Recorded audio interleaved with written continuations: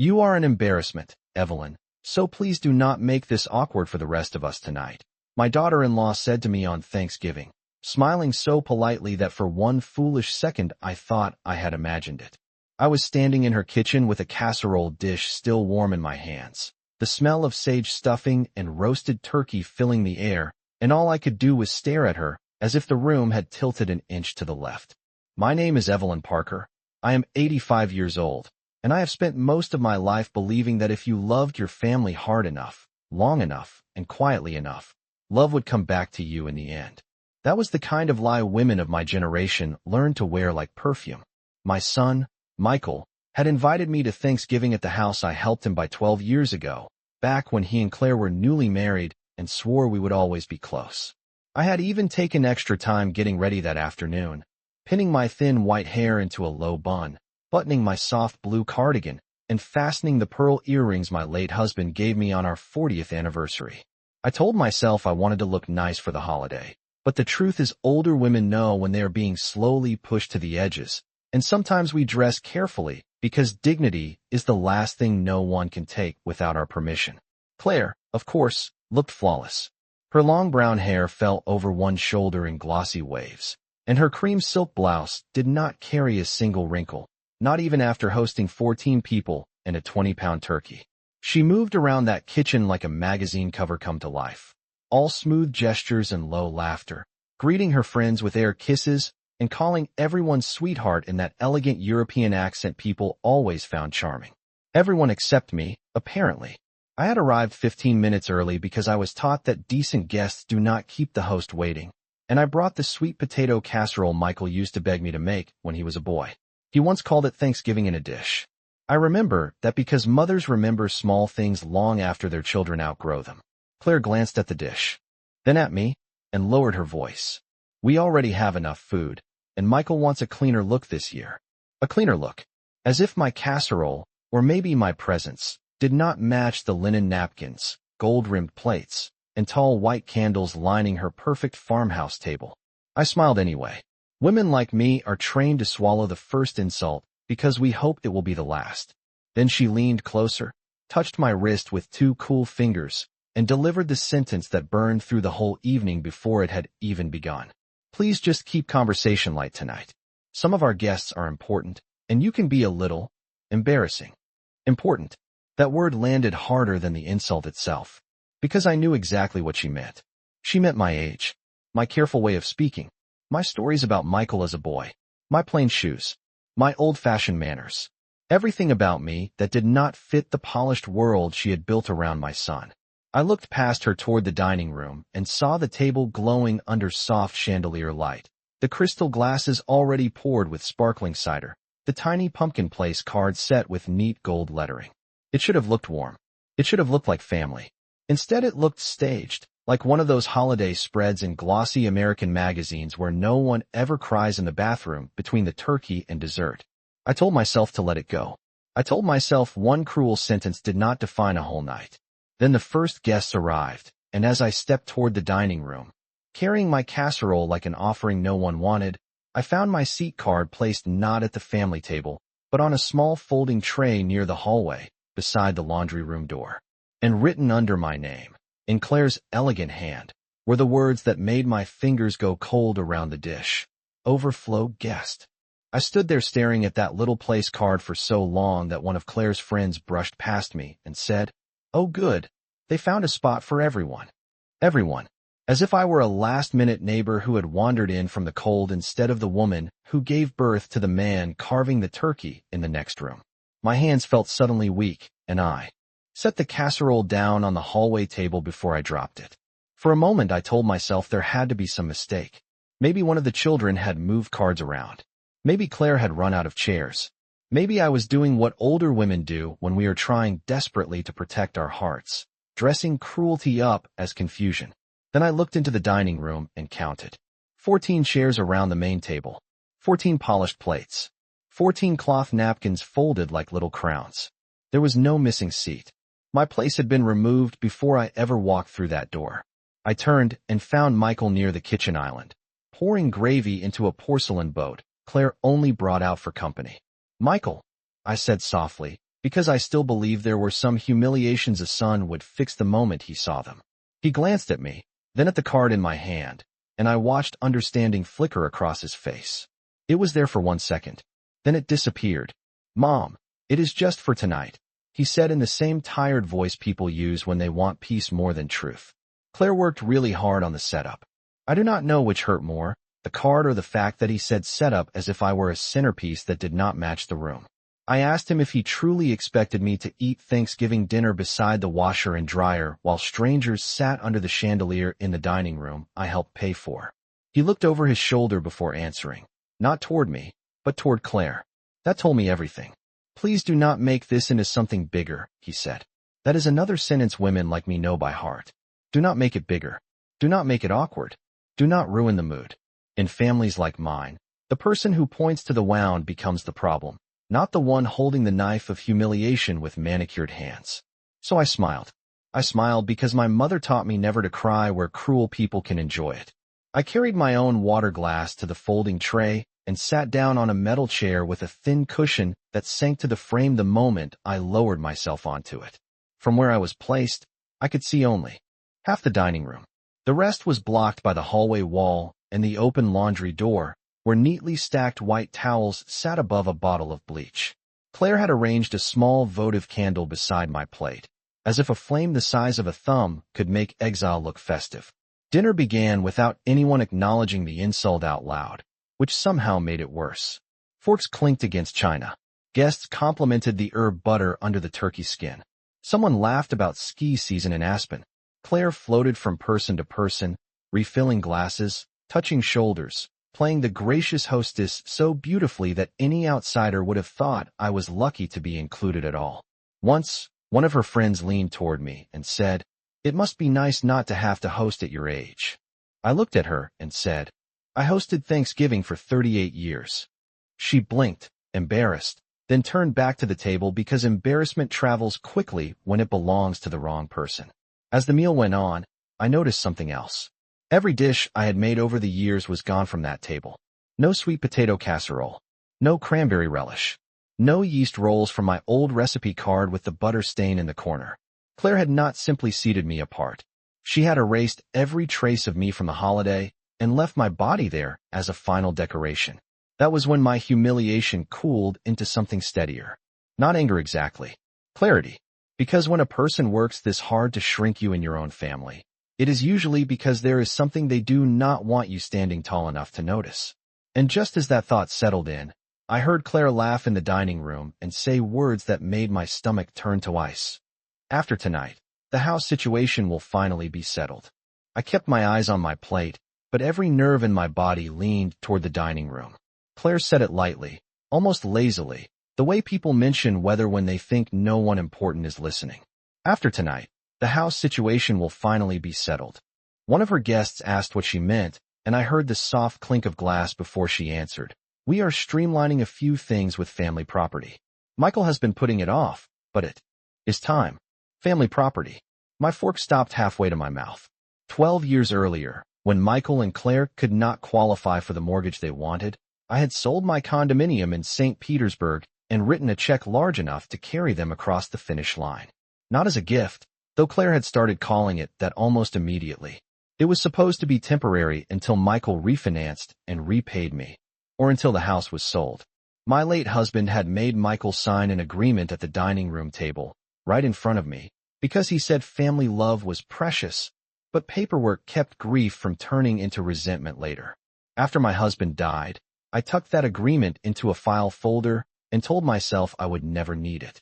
Good women always say that before they learn how quickly kindness is rebranded as weakness. I looked toward Michael again.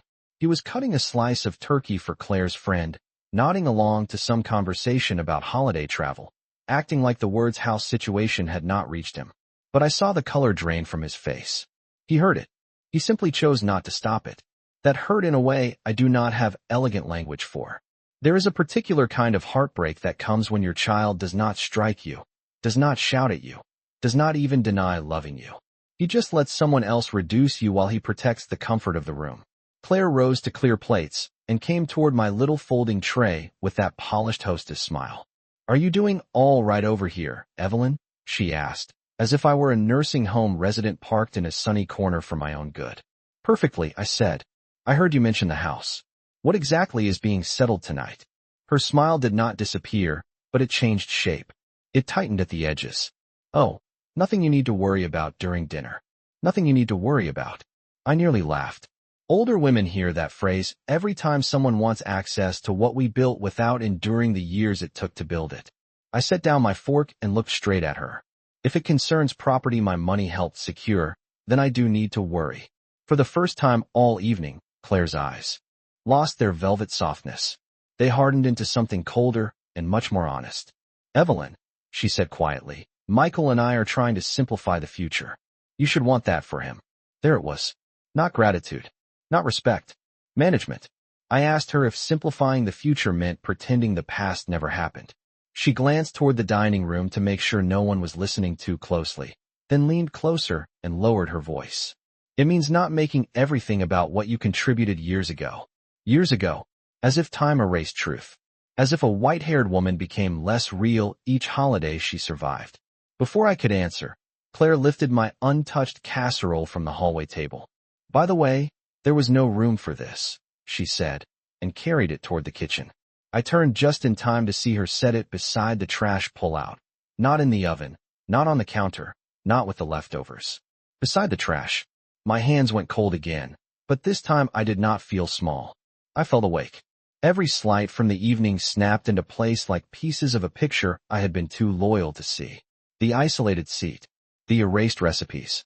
The rehearsed charm. The whispers about property. This was not holiday rudeness. It was preparation. Claire wanted witnesses around when something was announced, the kind of witnesses who would later say the family seemed united and I seemed confused. I had seen that trick before, just never in my own bloodline. Dessert came out on white cake stands, pumpkin pie dusted with cinnamon, pecan bars cut into perfect squares, whipped cream piped so neatly it looked store-bought. Claire tapped her spoon against a glass and smiled at the room. Before we have dessert, she said, Michael and I have a little family update to share. And when my son stood beside her with a folded document in his trembling hand, I knew with terrible certainty that whatever they were about to say had been planned long before I ever sat down by the laundry room door. The room went so quiet after Claire tapped her glass that even the refrigerator hum seemed loud. She stood at the head of the table with one hand resting lightly on Michael's arm, smiling as if she were about to announce a new baby or a summer trip. To Nantucket. We just wanted to share a family decision, she said, her voice warm and polished. Michael and I have been talking for months about what is best for everyone going forward, especially with Evelyn needing more support these days. I felt my back stiffen against the metal chair. Needing more support. That was how she said it. As if I were already drifting into helplessness. As if my age alone had canceled out my memory, my judgment, and every dollar I had ever earned. Michael unfolded the paper in his hand, but he did not look at me. He looked at the guests. He looked at the table. He looked everywhere except the one face that should have mattered. We are planning to make some transitions after the holidays, he said. His voice shook only once, but I heard it. Mom has been living alone for a while, and we think it would be safer and easier if she moved into a senior community with more services. A few people around the table gave those awful sympathetic nods people use when they are relieved a difficult choice belongs to someone else. Claire stepped in before I could speak. We found a lovely place, she said. Very comfortable. Activities, transportation, medication support, all of it. And once Evelyn is settled, we can finally clean up the ownership paperwork on the house. There it was. Not hidden now. Not whispered over pie plates. Said clearly in front of witnesses. The senior community was not the point. The house was. I asked, as evenly as I could, what ownership paperwork? Claire turned to me with that expression she always used when pretending patience with someone she considered inconvenient. The outdated agreement from years ago, she said. Michael explained that your contribution was obviously intended as family help, not a long-term claim. Claim. She called it a claim the way someone talks about a stain on a blouse. My husband had not called it that when he sat at the dining table with a pen and legal pad, making sure our son's promises lived in ink and not just in his mouth. Michael had not called it that either when he thanked me with tears in his eyes and said he would never forget what I had done for them.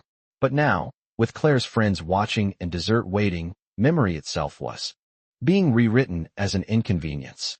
Claire extended her hand toward Michael, and he passed her the folded paper. "We did not want this to be uncomfortable," she said. "So we had a clean document prepared. It releases any misunderstanding about the down payment and confirms that the house belongs solely to Michael and me. Once that is signed, we can move ahead with everything else smoothly." Smoothly. That word nearly made me laugh. They had staged my humiliation beside the laundry room, erased my recipes from the holiday table, and now wanted me to sign away the truth between pumpkin pie and coffee while strangers watched me, as if this were a perfectly natural family update. One of the guests, a man in a navy cashmere sweater, said, "Honestly, that sounds practical." Practical. I looked at him and wondered what kind of life allowed a person to confuse theft with practicality. I asked Michael if he had really invited me here to give thanks, and then placed a release in my lap. His jaw tightened. "Mom, please. It is just paperwork. Just paperwork." Another sentence people use when the paper benefits them. Claire crossed the room and laid the document on my little folding tray beside the candle and the untouched spoon. She even set a pen on top of it, gold with her initials engraved near the clip. "We thought it would be easier to handle in private after dessert," she said, though nothing about this had been private. It had been choreographed. I looked down at the first page. My name was typed there in full. Evelyn Rose Parker. Under it, in crisp legal language, the money I had provided was described as a voluntary family gift with no expectation of repayment, no retained interest, and no present or future claim to the property. Then I saw the line that made the blood leave my face. Beneath my typed name, someone had already placed a shaky signature that looked enough like mine to fool a stranger, but not enough to fool me. Claire saw my expression, and for the first time all evening, she stopped smiling, because she realized I had noticed exactly how wrong it was. I lifted the document with both hands, slowly, carefully, the way I used to lift Michael's school papers when he was a boy and wanted me to admire his neat penmanship. "That is not my signature," I said. No one spoke. The chandelier light seemed suddenly too bright, too clear, as if even the room wanted no part in what was happening. Michael took one step toward me. "Mom, maybe you just do not remember signing a draft." A draft. I looked at my son and felt something in me settle for good. There are moments when a mother stops waiting for her child to do the right thing and starts seeing the full-grown stranger standing in his place. "I remember every important paper I have ever signed," I said, "especially the ones involving my late husband's money." Claire laughed then, but it was a different sound from her dinner party laugh. This one was thinner, sharper. "No one is accusing anyone of anything, Evelyn. We were trying to make this easy." Easy for whom? I wanted to ask, but I already knew. Easy for the people who had decided an old woman would be too humiliated, too outnumbered, and too tired to resist. Easy for the people who confused age with surrender. I placed the document back on the tray and smoothed my napkin over my knees. I did not raise my voice. I did not stand up. I did not give them the scene they were almost begging me to create so they could call me unstable in front of witnesses. Instead, I asked the only question that mattered. Who prepared this? Michael opened his mouth, then closed it. Claire answered for him. A family attorney looked it over. Family attorney. Another phrase designed to sound safe, while meaning almost nothing at all. Name? I asked. Claire hesitated just long enough to expose herself. It was handled through a recommendation, she said. Recommendation. Not a name. Not a firm. Not a business card.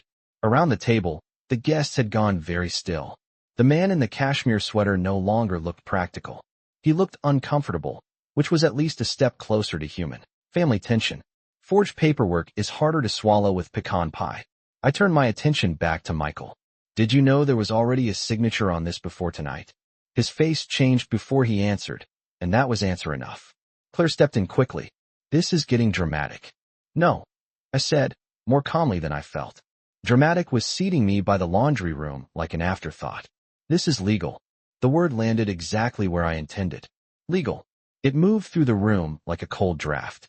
Claire folded her arms, but I noticed the color had started to leave her cheeks. Good.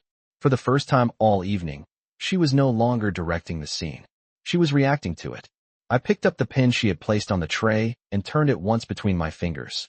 Gold, engraved, expensive, chosen for a signature she had expected to collect like dessert plates. Then I set it back down. You invited witnesses, I said softly. That was a bold choice. Michael whispered my name the way people do when they want mercy after choosing convenience. But I was not cruel enough to embarrass him. Not yet. I simply reached for my handbag hanging from the back of the folding chair and drew it into my lap. Claire's eyes followed the movement at once. So did Michael's. He knew that bag. He knew I had carried the same structured leather bag to every holiday since my husband died. He also knew I kept important papers in it because his father had taught me never to travel to family discussions empty-handed. I opened the clasp and took out a long cream envelope with my lawyer's return address printed neatly in the corner. Not a recommendation. Not a draft. Not a family favor. A lawyer. A real one. Claire stared at it, as if the envelope itself had begun to breathe. What is that? She asked, and her voice no longer sounded elegant. I looked at her, then at my son, then at the document with the false signature resting beside the candle she had given me to make exile look graceful. Something your Thanksgiving table should have made room for, I said. I held the cream envelope in my lap for a moment longer than necessary, and that small pause did more to unsettle Claire than any outburst ever could. People like her are comfortable with tears, defensiveness, even anger, because those things can be dismissed. Calm is different.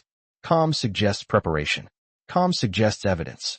I slid one finger beneath the seal and opened the envelope with the same care I used to open birthday cards for my husband when he was alive, except this time what waited inside was not affection. It was protection. I drew out 3 documents, neatly clipped together, and laid them on the folding tray beside the forged release. The first page was a letter from my attorney confirming receipt of the original down payment agreement, the repayment terms, and my retained interest in the property until either reimbursement or sale. The second was a certified copy of the agreement itself, signed by Michael, witnessed by my late husband, and notarized on a rainy Tuesday in April 12 years earlier. The third was the one I saved for last, because timing matters when people have spent an entire evening trying to make you look small.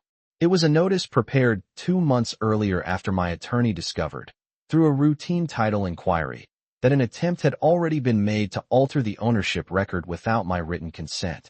I did not need to raise my voice. I only needed to read the first line, question that told me far more than his answer ever could have. Not how did this happen? Not is that true? Why would you check? I folded my hands over the papers and met his eyes. Because your father taught me that when people start treating you like a burden, you check what they are trying to carry away. His face crumpled at that, just for a second, and I almost saw my little boy again, the one who used to run into my kitchen in sock feet and ask if the rolls were ready. But that boy was not standing in front of me anymore. A man was. A man who had let his wife place his mother by the laundry room and then hand her a false release beside a candle. Claire reached for the forged document on my tray, but I placed my hand over it first. Do not, I said. It was the firmest thing I had said all night, and she froze. This stays exactly where it is until my attorney sees it. That was when one of the women at the table, the one who had been quietly watching from the far end, spoke for the first time in nearly half an hour. Claire, she said carefully, did you know that signature was already on there? Claire turned toward her, stunned that the room had stopped belonging to her. Of course I did not, she snapped, too quickly, too sharply, too guilty. Michael closed his eyes. I watched the whole performance with a steadiness I did not know I still possessed. Humiliation had burned itself out. What remained was something colder and much more useful. Clarity. This dinner is over for me, I said, gathering the true documents and leaving the false one in plain view. Then I rose from the folding chair, slow but unshaken, and looked directly at my son. You may spend tonight deciding whether you were foolish or dishonest. My lawyer will be interested in which one you choose by Monday morning. I left the folding chair where it stood, beside the candle Claire had placed there like a decoration for my humiliation, and reached for my coat with hands that were far steadier than I felt. No one moved at first. That was the strange thing about truth when it finally enters a room built on performance. It does. Not always explode. Sometimes it simply drains the air out of every pleasant lie people were using to breathe. I slipped my arms into my wool coat, lifted my handbag onto my shoulder, and turned toward the front door without waiting for permission, apology, or explanation. Behind me, I heard Michael say, "Mom, wait," but I kept walking. He had asked me to wait all evening. Wait while I was insulted. Wait while I was seated apart. Wait while a forged signature sat under my name like a trap. He did not get another quiet sacrifice from me just because his voice had finally remembered how to sound like a son. I was halfway down the front hall when one of Claire's guests hurried over and opened the door for me. She was the woman from the end of the table, the one who had asked the only honest question in that room. Up close, she looked embarrassed enough to be kind. "Mrs. Parker," she said softly, "would you like me to call someone for you?" I almost smiled. There was something deeply American about being publicly humiliated at Thanksgiving and privately offered help at the coat rack. "No, thank you," I said. I drove myself. Her eyes flickered, just briefly, toward the dining room. "I am sorry," she whispered. And perhaps she meant for the forged paper. Perhaps she meant for the hallway seat. Perhaps she meant for all the ways decent people stay quiet until a situation becomes too ugly to misunderstand. Either way, I nodded and stepped out into the cold. The November air hit my face like clean water. For the first time all evening, I could breathe. The front yard was lined with soft white lights Claire had wrapped around the shrubs for the holiday. And from the street the house looked beautiful, warm, worthy of a family Christmas card. That is how betrayal often hides in America. Behind polished windows, under wreaths, between matching napkins and seasonal candles. I had just reached my car when the front door opened again, and Michael came down the walkway without his coat, one hand lifted as if I might disappear before he reached me. "Mom, please," he said. "Please do not leave like this." I turned and faced him over the roof of my sedan. The porch light caught the silver in my hair and the panic in his face. He looked suddenly much younger than 60, like a man who had made one cowardly choice too many and only now realized choices have a way of collecting interest. "How should I leave?" I asked. "With pie? With coffee? With your wife's forged document in my purse?" He flinched. "Good. Let at least one person feel something tonight besides me." "I did not know about the signature," he said. I swear I did not. I studied him in the cold. He was my son. I knew the difference between his shame and his fear, and tonight he was carrying both. "Did you know I was going to be asked to sign something?" I said. He looked down. That was answer enough. "Did you know I had been seated by the laundry room on purpose?" His silence widened between us. "Did you know Claire had been calling my money a gift?" Still nothing. A mother does not need a confession when she has already been handed a pattern. "Then do not stand in your yard and offer me only the part of the truth that makes you look least guilty," I said. His eyes filled then, and years ago that might have broken me. Years ago I would have opened the car door, asked him to sit, and helped him explain himself in a way that hurt me less. But age, if it gives us anything worth keeping, gives us the strength to stop mothering men through the consequences of their own moral weakness. "Your father protected me with paper because he knew love makes women overlook what they should document," I said. "Tonight, you proved him right." Michael pressed a hand over his mouth and looked back at the glowing house, where Claire's shadow moved past the dining room window. He looked trapped between the life he had built and the woman who built him first. I did not envy him that. I simply no longer intended to rescue him from it. I opened my car door, then paused long enough to give him one final kindness.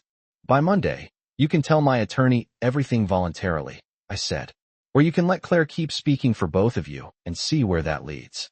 Then I got into my car, shut the door on the porch light, the dinner, the lies, and as I pulled away from the curb, I saw Claire standing in the window, watching me leave with the one thing she had not planned for tonight, leverage.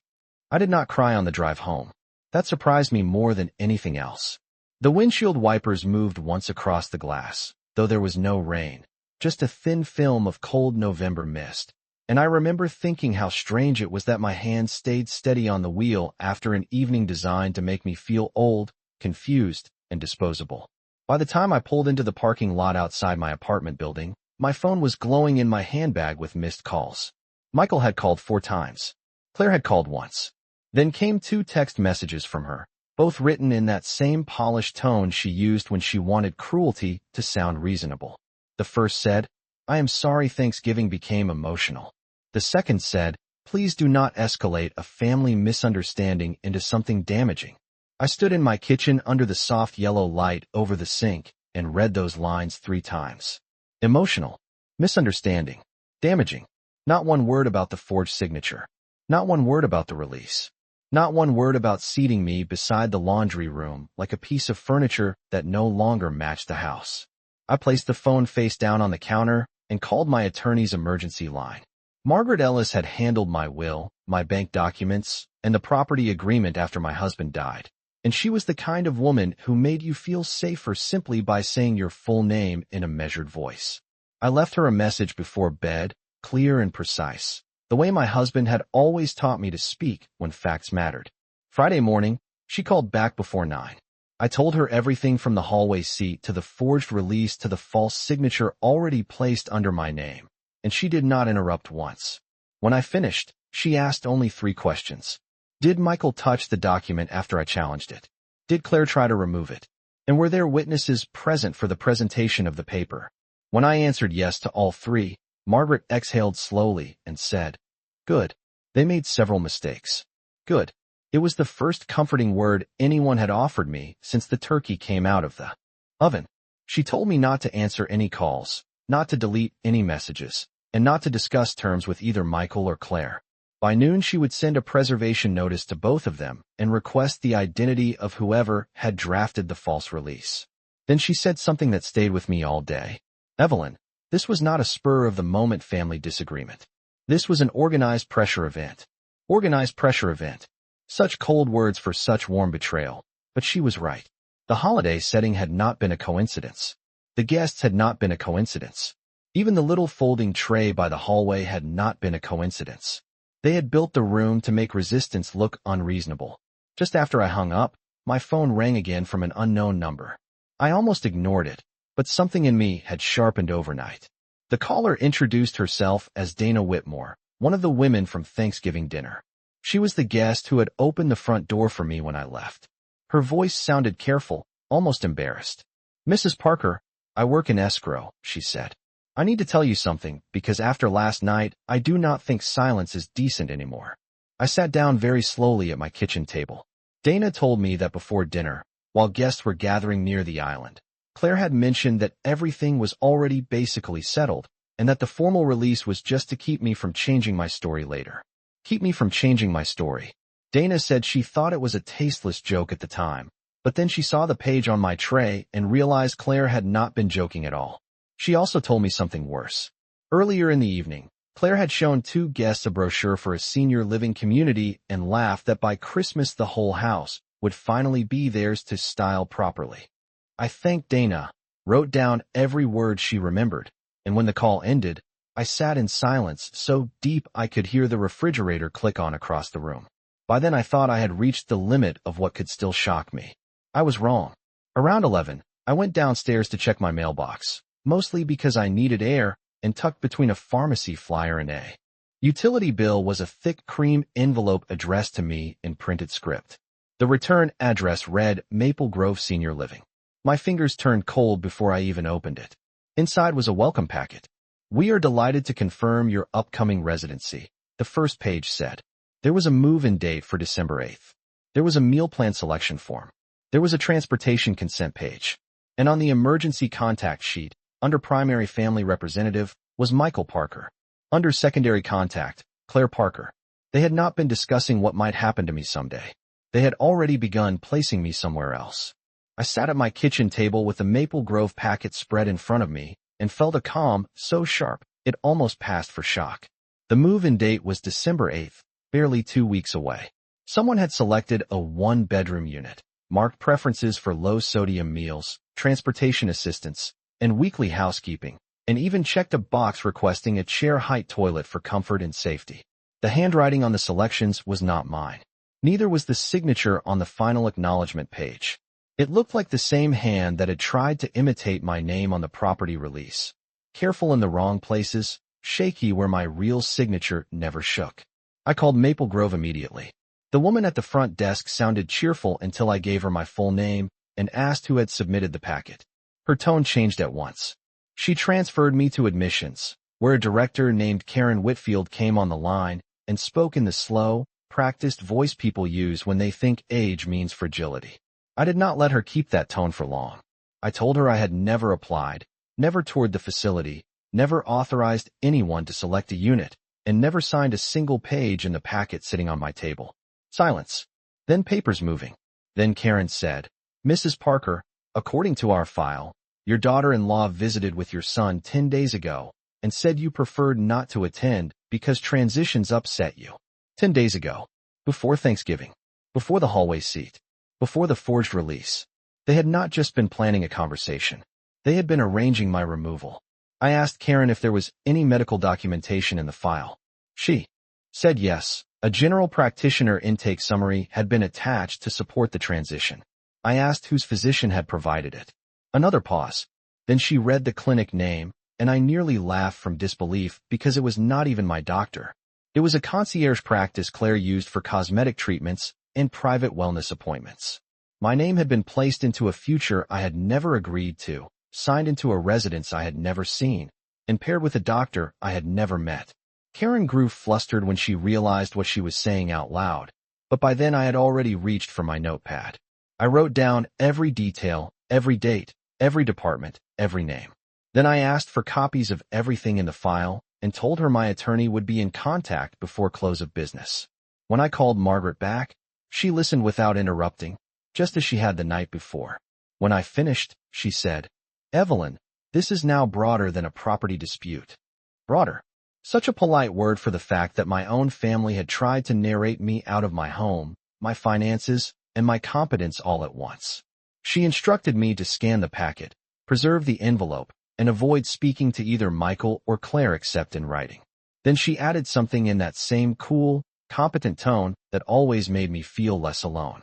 If they used false health documentation to facilitate placement, they have stepped into a very dangerous area. Dangerous for them, not for me. It was the first time since Thanksgiving that the balance shifted so clearly I could almost hear it. Around 2 that afternoon, there was a knock at my apartment door. Not a timid knock. Not a neighborly one. 3 measured taps, then silence. I already knew who it was before I looked through the peephole. Michael stood there holding a bakery box tied with string, the kind of peace offering people bring when they want forgiveness to look homemade. He looked exhausted, unshaven, older than he had on Thanksgiving night. For a moment I considered pretending I was not home. Then I thought of the hallway chair, the forged signature, the Maple Grove packet, and opened the door just wide enough to keep the chain fastened. He tried to smile when he saw me. It failed immediately.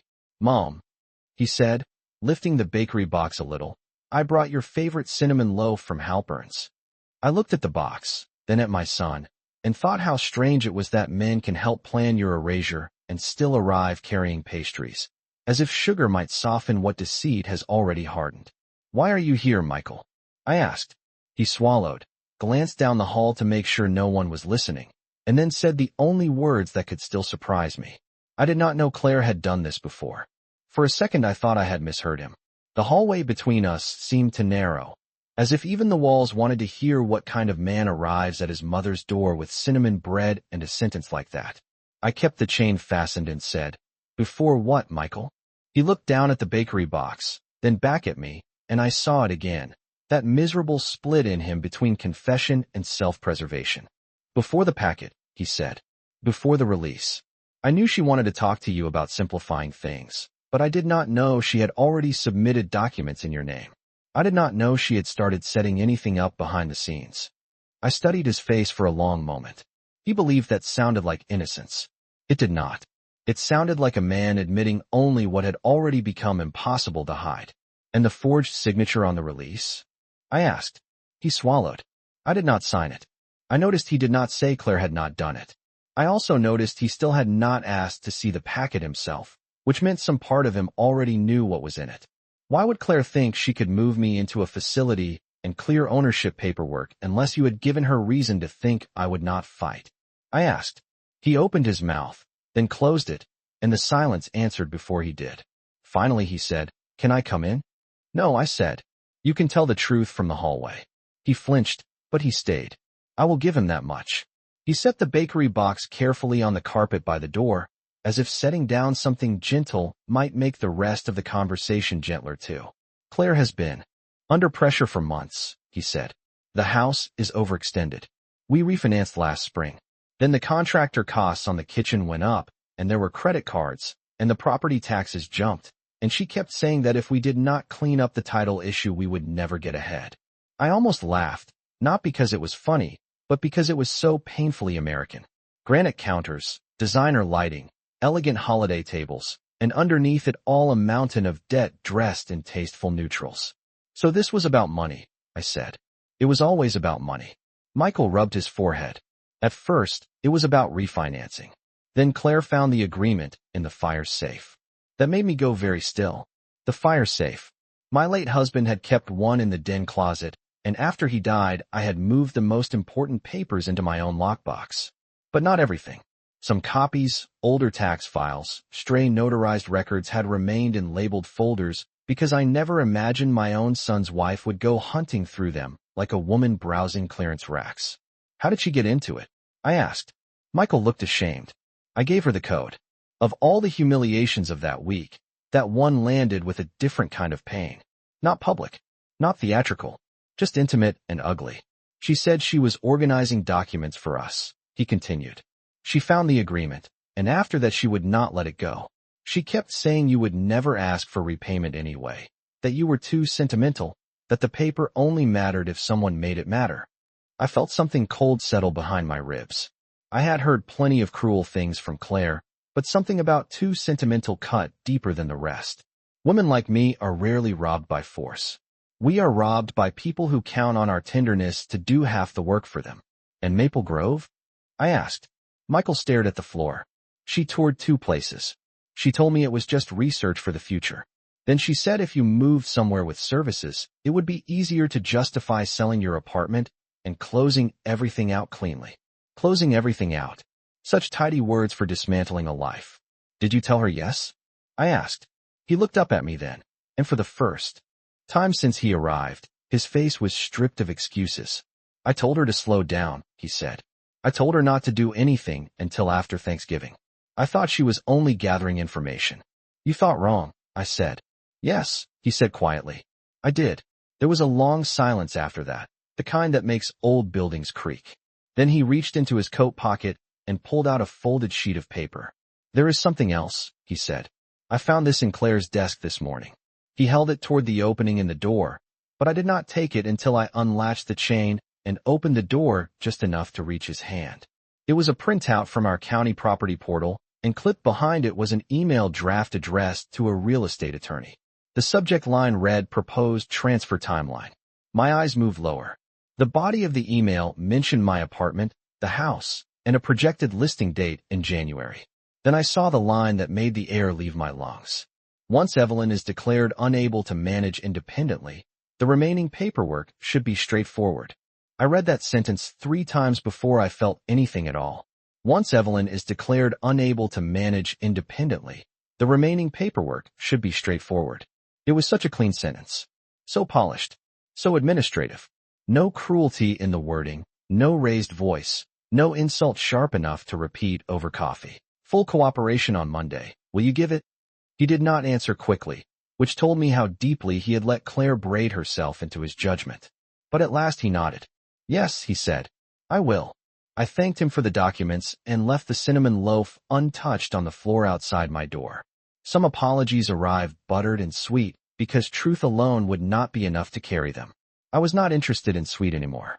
The moment I closed the door, I called Margaret. She listened to the new details in absolute silence, then told me to scan every page and bring the originals to her office first thing Monday morning. She also instructed me to schedule an immediate evaluation with my actual physician, not because she doubted me, but because she wanted a fresh written record confirming what Claire had tried so hard to imply was no longer true. On Saturday afternoon, I sat in Dr. Levin's office answering memory questions, reviewing medications, discussing my finances, my apartment, my daily routine, and the Thanksgiving dinner I now could not think about without tasting cold humiliation behind my teeth.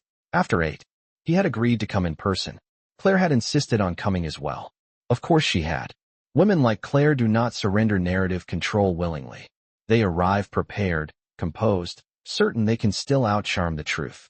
Margaret's receptionist brought in coffee just before 11, and I remember wrapping both hands around the cup not because I was nervous, but because I wanted the warmth. I had been cold ever since Thanksgiving. At 11:15 the receptionist knocked softly and said, "They are here." Margaret looked at me, not with pity, but with the kind of professional respect that feels almost like friendship when you are 85 and tired of being managed. You do not have to say more than you wish, she told me. The documents will do most of the speaking. I rose from my chair, smoothed the front of my blue cardigan, and picked up my handbag. Through the frosted glass wall of the conference room, I could already see Claire's outline, straight-backed and elegant, one hand moving as she spoke, still performing calm. Michael sat beside her, shoulders bent, looking like a man who had finally understood that silence is never neutral. Margaret opened the conference room door for me, and when Claire turned and saw not just me, but my attorney, the files, and the physician's letter resting on top of the stack, the color left her face so fast it was almost graceful. Claire recovered faster than most people would have, but not fast enough to outrun the paper in front of her. She sat straighter in Margaret's conference room, folded her elegant hands, and tried to summon the same polished composure she had worn at Thanksgiving. "This has all been misunderstood," she said. "We were trying to plan responsibly." Margaret did not even blink. She slid the forged release across the table, then the Maple Grove packet, then the printed email about declaring me unable to manage independently, and finally my physician's letter confirming I was fully competent, fully independent, and fully capable of managing every part of my own life. Responsible planning does not include false signatures, unauthorized placement paperwork, or statements implying incapacity without medical basis, Margaret said. What you attempted here touches fraud, misrepresentation, and potential financial exploitation. You may choose your next words very carefully. Claire looked at Michael then, expecting rescue. For the first time since this began, rescue did not come. My son stared at the table for a long moment, then lifted his head and said, in a voice so stripped down it barely sounded like him, "It was wrong." Claire turned toward him so quickly her chair gave a small scrape against the floor. Michael. It was not his name she was saying. It was a warning, but something in him had finally broken free of convenience. "It was all wrong," he said again. "The seat, the release, Maple Grove, all of it." I sat quietly and let him speak because sometimes silence is the strongest witness. Michael admitted he had known Claire wanted the title cleared, admitted he had given her access to documents, admitted he had allowed the Thanksgiving dinner to become a stage for pressure because he was afraid of debt, afraid of conflict, and most of all afraid of choosing the truth if it cost him his marriage's illusion of perfection. Claire's face went pale, then flushed, then hardened into something ugly and tired. "You are making me the villain for trying to save us," she said. Margaret answered before I could. "No, Mrs. Parker. Your conduct handled that without assistance." The room went still. Then, one by one, the false protections fell away. Claire signed a written withdrawal of every Maple Grove submission made in my name. She signed a statement acknowledging that I had never authorized residency paperwork, medical intake, or any representation of incapacity. Michael signed an acknowledgement that the original property agreement was valid and enforceable. By the end of that meeting, Margaret had prepared a formal timeline for repayment of my contribution with interest, secured either through refinancing under lawful terms or sale of the house within 90 days. If they failed, we would proceed. Claire tried once more to call it excessive. I looked at her and said, very calmly, "No, Claire. Excessive was trying to professionally erase me before Christmas." That was the first moment she dropped her eyes. Not out of shame, I think, but because she finally understood I was no longer available for management.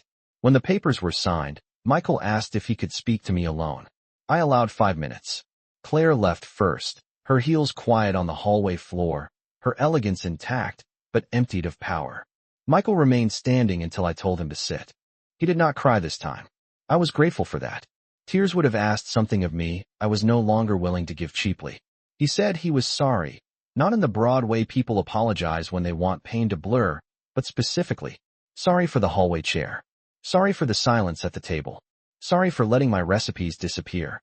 Sorry for mistaking my patience for permission. Sorry for forgetting that the house he was so desperate to protect had first been made possible by my sacrifice. I listened to all of it. Then I told him the truth. "I can forgive a son slowly," I said, "but I will never again trust a son blindly." He nodded like a man receiving a sentence he had already written for himself. 2 weeks later, a wire transfer hit my account with the first substantial repayment. The Maple Grove administrator sent written confirmation that every file connected to my name had been voided. Dana Whitmore mailed me a card saying she hoped I had enjoyed a peaceful holiday season. And on Christmas Eve, for the first time in many years, I made my sweet potato casserole in my own small kitchen without worrying whether it matched anyone's tablescape. The apartment smelled like brown sugar, cinnamon, and memory. I set my little table for one, then for two, because Michael had asked if he might stop by alone. When he arrived, he brought no pastries, no excuses, and no wife. He carried only my old stained recipe card, the one Claire had thrown into a drawer and he had quietly taken back for me. I let him in, not because everything was healed, not because mothers should always open the door, but because dignity does not mean living without love.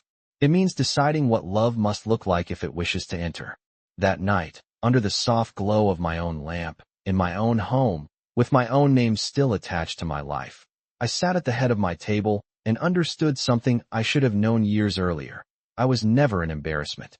I was the foundation, and foundations do not beg for a seat. They hold the whole house up until the truth finally cracks through the floor.